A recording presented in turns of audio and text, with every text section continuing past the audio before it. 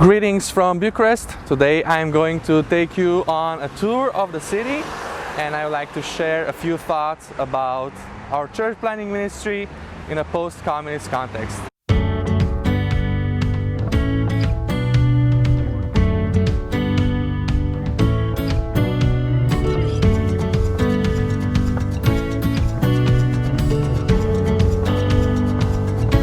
Romania was a communist country for more than 40 years, and this has left some significant marks on the society. Some marks are visible. You walk around the city and you see the ugly communist high-rises. You realize that the economy is still recovering after 40 years of communist economy. There are some other cultural marks that communism has left on the society, marks which are less visible, especially because some people were not able to adapt to the new society. Communism has affected all of us. It has affected the way we think, it has affected the values of the culture, so people tend to not appreciate the success of others. There is a saying in Romania, let the neighbor's goat die also.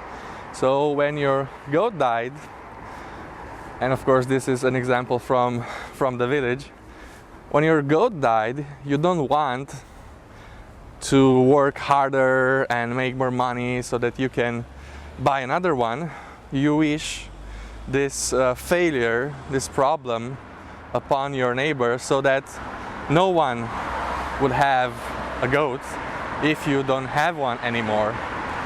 This way of thinking affects many people, and of course envy is a problem for all human beings around the world.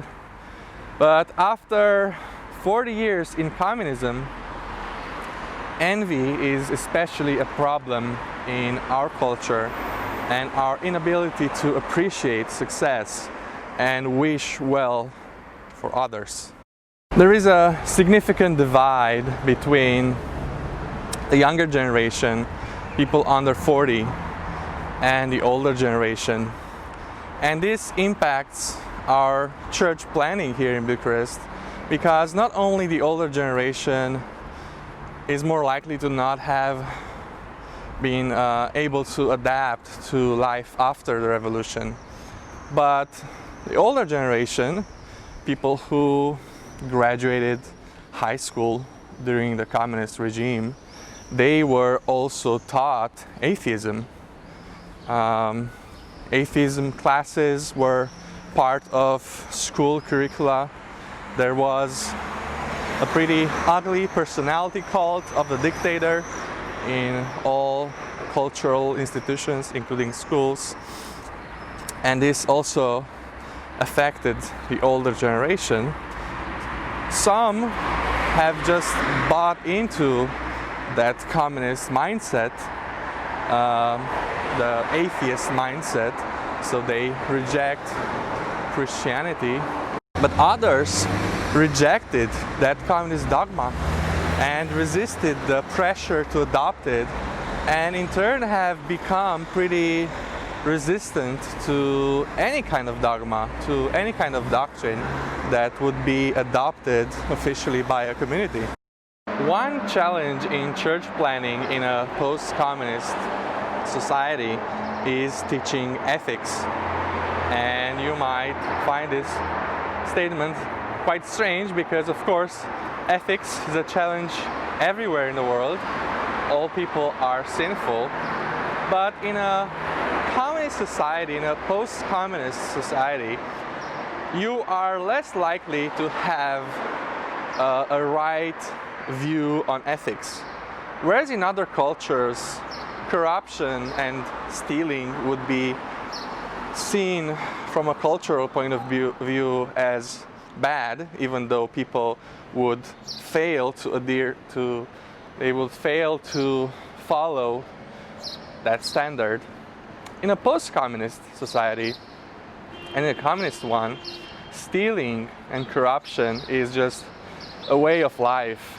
It's, in some sense, quite even a cultural virtue, something that you have to do, you have to be good at in order to succeed in the communist society. So the virtue in the communist mindset is not work harder so that you would make more money and be successful. The virtue is knowing all the tricks and knowing all the people and being able to get things done and procure what you need. Because in the communist time, the stores were empty, so people would steal from the factories and then they would trade goods with their neighbors who stole from their factories. Another thing the communists did was to force people from the villages to move to the city. And this has traumatized a generation of people from the villages who were forced to leave their houses, to live life surrounded by nature, and they were forced to move to the city. This process of urbanization has also traumatized homeowners in the city, because the government would come and they would just take your house and they would build an apartment building and give you an apartment in that place. So you would lose your house, and that's why many houses, many old buildings from Bucharest were destroyed because of these communist programs of urbanization. I understand that communism is becoming popular in North America, especially among young people. I hope they will not succeed in taking over the country. That probably won't happen. But there is definitely quite a lot of appeal to communism, and this is what happened also in Romania after the war, when poor people affected by the war, they were attracted by the idea of implementing a new system where there will be no poor people, nobody would be left behind, there would be homes for everyone, jobs for everyone, there would not be inequality in society. This sounds very good because it is a utopia, and all utopias are very appealing and interesting, but of course it doesn't work. And maybe people in the US think that when other nations tried it, it didn't work, and maybe it will work this time. It doesn't. It makes people really corrupt. It changes so much society.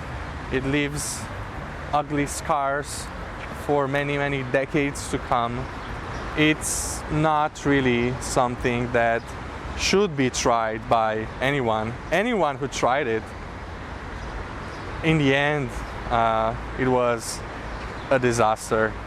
So hopefully this utopia will not convince too many people in other parts of the world.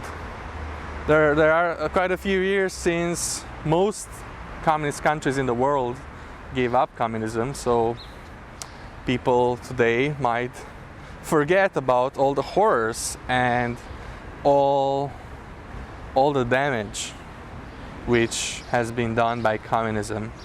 It doesn't work. It's based on envy, it's based on theft, and it does not fix anything. It just destroys everything in society. As Christians, we should not buy into any kind of utopia or any kind of eschatology which promises us heaven on earth. There is no heaven on earth. Earth is broken, it's cursed, life is absurd, there is a lot of vanity, there's death, there's failure, working is hard, many times you work and you do not end up getting the results you wanted, you hoped for.